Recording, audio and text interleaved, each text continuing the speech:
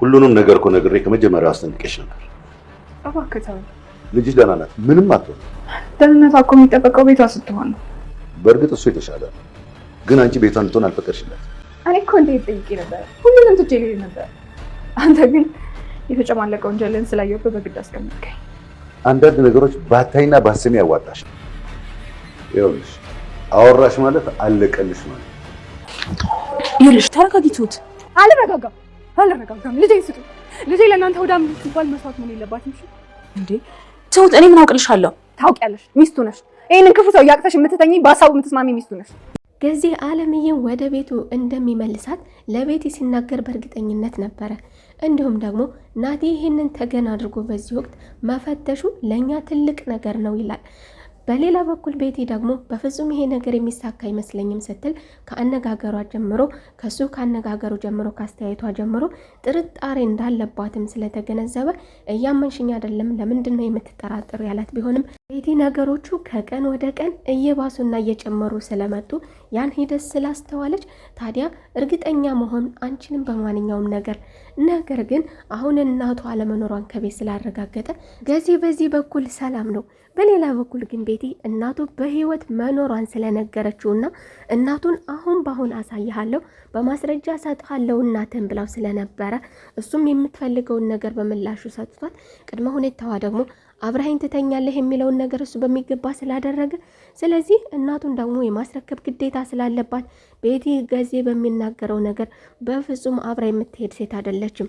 እንዲሁም ደግሞ ወደ ትሁቴ በመሄድ አለምዬን እንድታስጠፊያት ያደረጉት እኔ ነኝ ብላለች። ምክንያቱም አለምዬ እንድትሞት አልፈለገችም። በሌላ በኩል ከናቲ ጋር ያደረገችውን ነገርና ናቲ አንገቷን እንደሚቆርጣት ስለምታውቅ እናቱ በህይወት እንዳለች ከተናገረች በኋላ የምትፈልገውን ነገር ከሱ ከወሰደች በኋላ እናቱ መኖሯንም በህይወት ስላረጋገጠና ስላወቀ ስለዚህ እናቱን በህይወት አጣ ማለት ቤቲ የመጀመሪያ ተጠያቂዋ እንደምትሆን ስለምታውቀው የአለምዬ መሞት ስለማትፈልግ እንዲሁም ደግሞ በሷ እጅ አመለጠች እንዲባል ስላልፈለገች ገዜ ይህንን ነገር ቢያውቅ ምን እንደሚያደርጋት ስለምታውቅ ክደሽኛል፣ ከጋድሽኝ ደግሞ አሳይሻለሁ የሚል ማስጠንቀቂያ በተደጋጋሚ ስለሰጣት ይህንን ነገር በትሁቴ እጅ እንዳደረገችው አድርጋ ለትሁቴ ትነግራታለች። ገዜ አለምዬን ወደ ቤት መልሳታለሁ፣ አታስቢ፣ አለምዬን ትሰጠናለች፣ ልጃችንን እንመልስላታለን የሚለውን ነገር በእርግጠኝነት ሲናገር የነበረው ትሁቴ ከማንም ጋር ግንኙነት እንደሌላት ስለሚያውቅ እሷ የምትሄድበት ሊያግዛትም የሚችለው አንድ ሰው ብቻ አባቢ ነው ብሎ ስለሚያስብ ስለዚህ አባቢ አቅመ ደካማ ነው፣ ትልቅ ሰው ነው፣ ሽማግሌ ነው፣ አስፈላጊ ከሆነ ደግሞ እሱንም እንግዲህ የሚያስፈልገኝን ነገር ተጠቅሜ እሱንም ማሸነፍ እችላለሁ የሚል አመለካከት ስለነበረው ነበረ። ታዲያ ያለውንም ባለማፈር ደግሞ ወደ አባቢ በመሄድ ማስጠንቀቂያም ሰጥቶታል።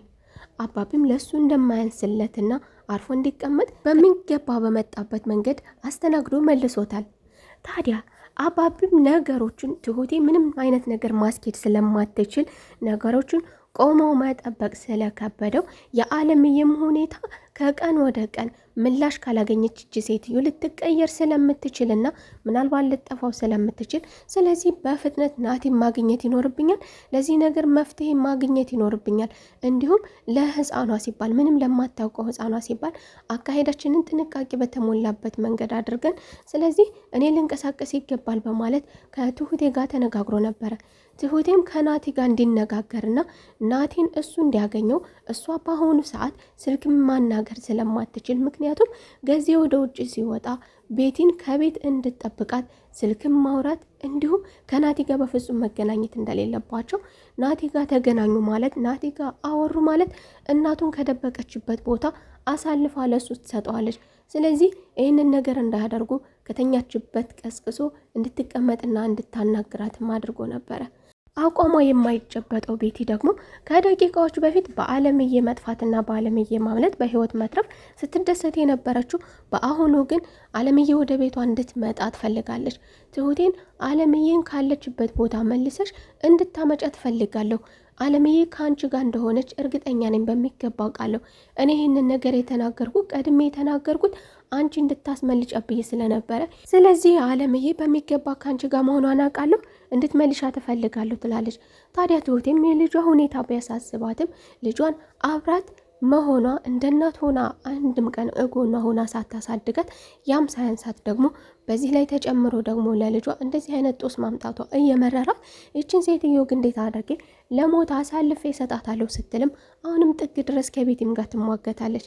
አባቢም ለህፃኗ ደህንነት ሲባል መፍጠን ይኖርብኛል በማለት እንዲሁም ደግሞ የአለምዬ አሁን መቀየር ደግሞ ምናልባት ነገሮች ወደ ሌላ አቅጣጫ ሊያማሩ ስለሚችሉ አለምዬ ራሷን ልትጎዳ ወይም ደግሞ ልጠፋ ስለምችል ስለዚህ ናቴን ፈጥኝ ምናልባት እሱ ካገዘኝ ትሁቴ በአሁኑ ሰዓት ምንም ባታግዘኝም አባቢ ሌላ ሰው አጋዥ ባይኖረኝም ስለዚህ ከናቴ ጋር በፍጥነት መተዋወቅ ይኖርብኛል፣ ከናቴ ጋር መነጋገር ይኖርብኛል በማለት ናቴን ስልኩን ልካለት ስለነበረ ወደ ናቴ ጋር ሄዶም ተነጋግረዋል።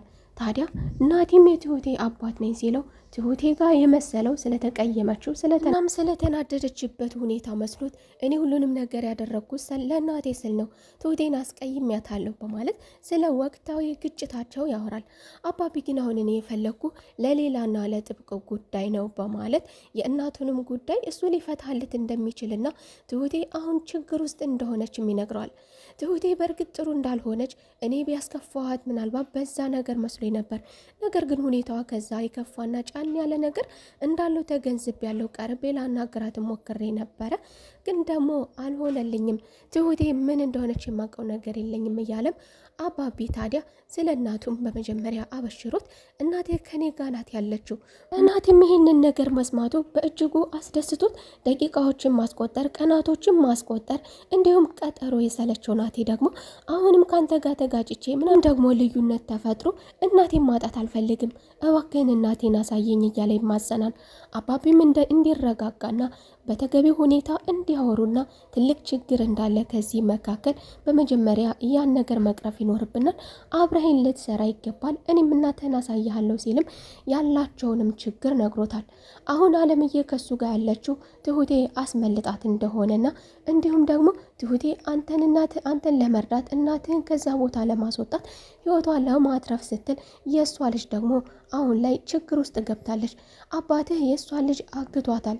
እናማ ስለዚህ አካሄዳችን በጥሩ ሁኔታ መሆን ይገባበታል፣ በጥበብ ሊሆን ይገባል ሲልም አብሮት እንዲጓዝና ጥበብ በተሞላበት መልኩ ግንፍል የሚለውን ነገር ከዚህ በፊትም በተደጋጋሚ ትሁቴ ግንፍል አትበል የምትለውን ነገር እሱ መሀል በጥንቃቄ እንዲራመድ አድርጎ ተስማምተው እንግዲህ ከሁለት አንዳቸው እንሄድ ወደ አንዳቸው እንሄድ ብሎ አባቢ ይዞት ሄዷል። በቅድሚያ ወደ እናቱ ይሆን ወይስ ደግሞ ወደ ማንኛው ወደ ህፃኗን ለማዳን በሚያስኬደው መንገድ ይሆን? እስኪ ሀሳብ አስተያየታችሁን ግምታችሁን አስቀምጡልኝ ኮሜንት ስር እያልኩኝ የዛሬው ክፍል ይህንን ይመስል ነበረ። በቀጣይ ክፍል ተመልሰን እስከምንገናኝ መልካም ቆይታ። ቪዲዮን ላይክ ማድረግ አትርሱ። እንዲሁም ለቻናሉ አዲስ ከሆናችሁ የደወል ምልክቷን በመጫን ቤተሰብ ሆኖ ያልኩኝ አመሰግናለሁ።